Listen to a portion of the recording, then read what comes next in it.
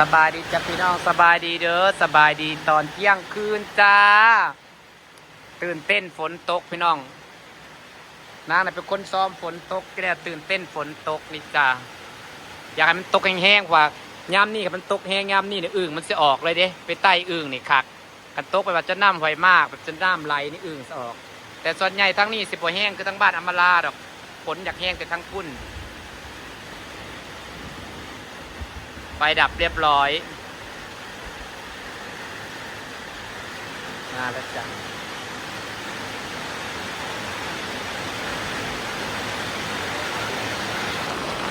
ทางบ้านพอนลาดมันตกบ่แห้งฝนนะพี่น้องเอ้ยพอพอฮอดขี้ดินสิเปียกซ้ำตกพอกระเทินกันตกแห้งนะอึ่งลายได้ทางบ้านพอนลาดนี่นะกันตกแห้งจนน้ำไหลน้ำล้นคือทางบ้านอำมาลาได้อึ่งลายได้นี่มันหักตกแล้วมันตกยังได้กระเพาะแต่ส่วนใหญ่ฝนเนี่ยอยากแห้งไปทางไอ้บ้านอำมาลาไฟสีแดงๆนะคือไฟสัญญาณกันขโมยนี่พี่น้อง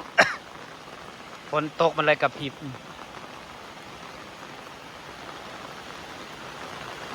บรรยากาศจ้าตากฝนนะ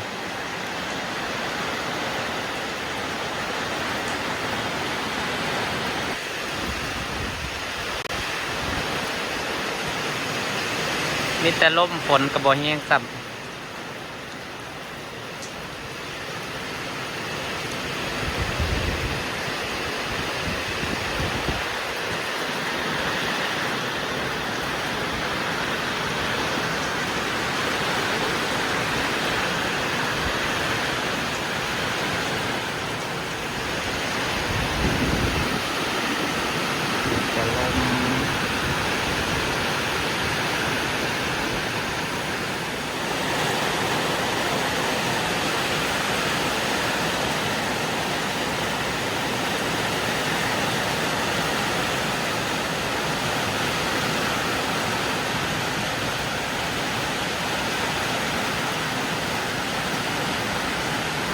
ฝนทั้งนี้นะบ่ได้แห้งนะพี่น้อง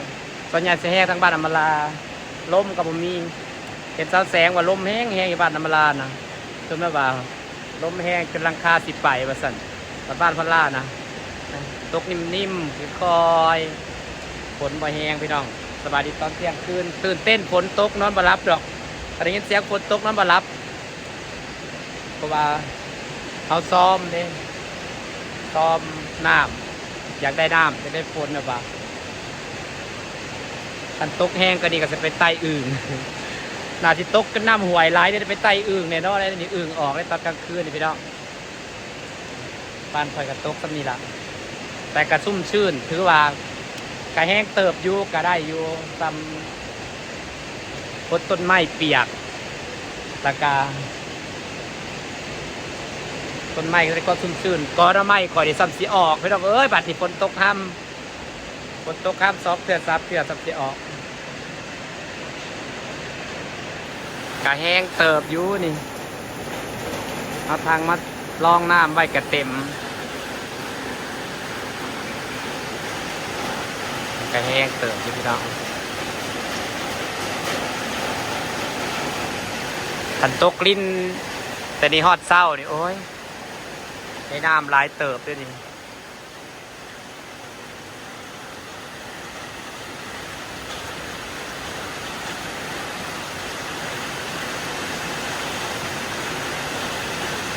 ดีแล้วมันบ่ล่มนะพี่น้องพอกันล่มมาเนี่ยเขายันต้นลำซ้ำข่อยล่มบดอยู่นี่ต้นลำซ้ำมันนักใบมันแบบ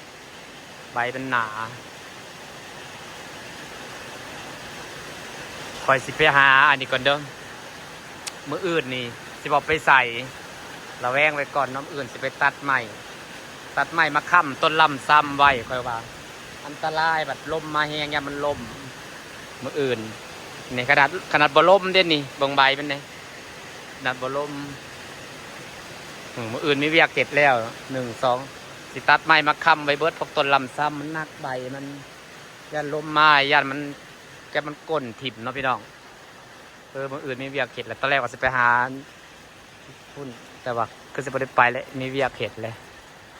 เศร้าแล้วฝนก็ได้ อึ่งสิออกจะบ่ตกซ้ำนี่ ถ้าฟังเสียงอึ่งแล้วพี่น้องพาพี่น้องมาเบิ่งฝนบ้านข่อยพ่อแต่หนาดินเปียกเฮ็ดเด้บ่ได้แห้งเลยตกแต่ละเถื่อนะฉันยังมันแห้งแต่ทั้งบ้านอำมาลาพุ่นนี่พ่อแต่หนาดินเปียกนี่เห็นนะพี่น้องสิพอกบพอเขียดพออึ่งมาออกในใส่เด้เห็นเด้ต้นมะพร้าวเขายังบ่เปียกเพราะปันไดซ้ำต้นมะพร้าวเขากำลังสัตว์นี่หลังจากที่เฮาใส่ผงแป้งไปเห็นบ่ยอดมันขึ้นงามคืออย่างนี้ตัดหญ้าจังสิถ่ายเบิ่งเด้อพี่น้องดินกระบบเปียกฝนตกก็ได้โอ้ยแห้งๆให้เนี่ยกระบอกตกแห้งย่ำนี่ไปยังอึ่งเลยได้ตกกระน้ำไหลน้ำอันนี้นะอันนี้เพราะแต่ปานนั้นมันได้ยอดดอกพร้าวนะพี่น้องมันขึ้นใหม่นะตกน้ำฮอดบ่หกฮอดบ่ไหลพาไปดองส้มเสียงกบเสียงเขียดน้ำกระจนบ่มีฝนกระเด้อตกพอกระเทินเทเด้โอ้ยต้นมะพร้าวแต่ละต้นงามดีๆกระบดตกก็น้ำห้องเป็นไรเนี่ยพอจะได้หลัดป่าน้ำคอดบ่ไหลมีน้ำไหลอยู่หน่อยหนึ่งอยู่เด้อยังกบปะแห้งเถื่อไปดูมันก็ได้เนาะน้ำไหลเยอะน้ำไหลแห้งน้ำปลามันสิปีนขึ้นมาแถวนี้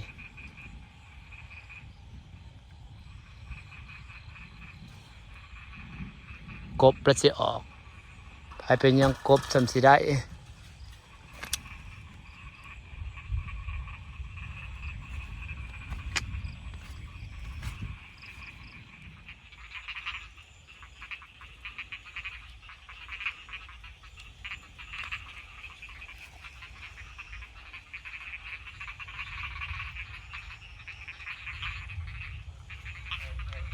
เสียงอื่นดูใช่ปะ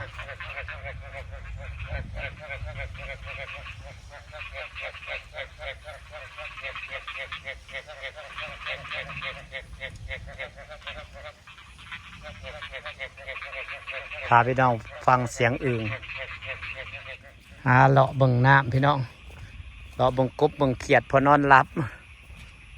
ฝนกระเซ้าไว้โพดน่ะสิตกจาก2 ชั่วโมงนี่บ่ฮอดชั่วโมงซ้ำแต่ก็ถือว่าโอเคอยู่ดินสุ่มอยู่เด้อพี่น้องน้ำกระไหลเขียดอะไรหลาย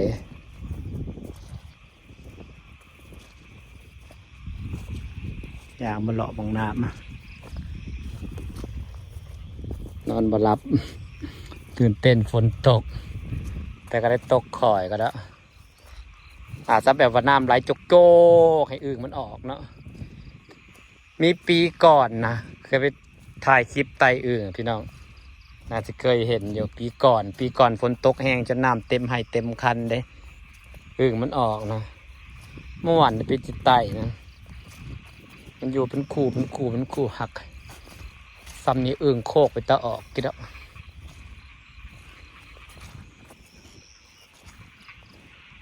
แต่เฮ็ดนี่บ่แน่ด้วยเฮ็ดบดหนวดมาไม้ซ้ำสิออกเดินเศร้าไปหาหักหนวดมาไม้บ่วะแถวไกลๆ